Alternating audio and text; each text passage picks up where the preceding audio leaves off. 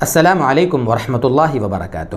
قابل قدر سامعین گرامی، رمضان میں جہاں ہم بہت ساری عبادتوں کی طرف متوجہ ہوتے ہیں، بہت ساری عبادات کرتے ہیں، ان میں ایک بہت بڑی عبادت یہ ہوتی ہے کہ ہمارے دل خیر خیرات کی طرف، صدقہ خیرات کی طرف بڑے متوجہ ہوتے ہیں۔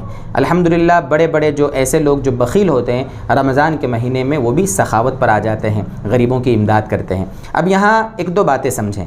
جن کے اوپر زکوٰۃ فرض ہے وہ تو باقاعدہ گن کر شمار کر کے اپنے پورے مال کا بڑے اہتمام کے ساتھ زکوٰۃ ادا کرنے کی فکر کریں۔ جن کے اوپر فطرہ واجب ہے وہ فطرہ ادا کرنے کا اہتمام کریں، زکوٰۃ بھی اہتمام سے دیں، فطرہ بھی اہتمام سے دیں۔ اس کے ساتھ ساتھ اس کی بہت زیادہ فکر کرنے کی ضرورت ہے کہ جن لوگوں کا ہمارے اوپر قرض ہے، جن لوگوں سے ہم نے پیسے ادھار لے رکھے تھے، یا جن لوگوں سے ہم نے کوئی سامان ادھار لیا تھا اور ان کے ہمارے اوپر پیسے واجب ہیں جو دینا ضروری ہیں اور وقت بھی آ گیا ہے، تو دوستو بزرگوں، جتنے اہتمام سے ہم زکوٰۃ ادا کر رہے ہیں، جتنے اہتمام سے ہم فطرہ ادا کر رہے ہیں، اتنے اہتمام سے جن کا ہمارے اوپر قرض ہے ان کو بھی ادا کرنے کی ہم فکر کریں۔ اب یہاں بہت سارے لوگ وہ بھی ہوتے ہیں ہمارے بھائی کہ جن کے اوپر زکوٰۃ فرض نہیں ہے، جن کے اوپر فطرہ واجب نہیں ہے، ٹھیک ہے، اب وہ بھی صدقہ خیرات کر رہے ہیں۔ اچھی بات ہے، صدقہ خیرات کریں، بڑے ثواب کی چیز ہے، بہت ثواب ملے گا، لیکن ان لوگوں کے اوپر جن کا قرض ہوتا ہے نا، جن کا قرض ہوتا ہے، ان کو ادا کرنے کی وہ فکر ہی نہیں کرتے۔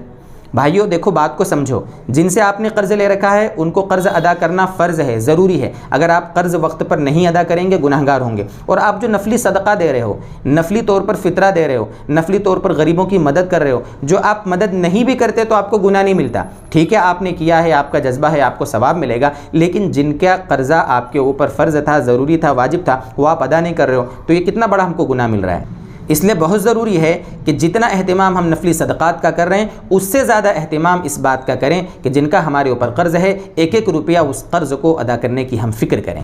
اسی سے ملتا جلتا ایک مسئلہ اور آپ کو سمجھا دیں۔ جیسے رمضان کے مہینے میں ہم نفل پڑھتے ہیں، کبھی تہجد بھی پڑھتے ہیں، صلاۃ الحاجت پڑھتے ہیں، تحیۃ الوضو پڑھتے ہیں، تحیۃ المسجد پڑھتے ہیں، اشراق، چاشت وغیرہ وغیرہ، الحمدللہ دل متوجہ ہوتے ہیں عبادت کی طرف۔ تو دوستو بزرگوں، یہ جتنی ہم نوافل پڑھ رہے ہیں نا، بہت اچھی بات ہے، ثواب ملے گا، بہت بڑا ثواب ہے اس کا، اس سے کوئی انکار نہیں کر سکتا، اس میں کوئی دو رائے نہیں۔ لیکن دوستو بزرگوں، جو ہمارے اوپر جو نمازیں فرض ہیں، جو قضا نمازیں ہمارے اوپر ہیں، جو فرض نمازیں ہماری چھوٹی ہوئی ہیں، جو وتر ہمارے چھوٹے ہوئے ہیں، دوستو بزرگوں، اگر ان کو ہم نے ادا نہیں کیا تو اللہ کی بارگاہ میں ان کی ہم سے پوچھ ہوگی۔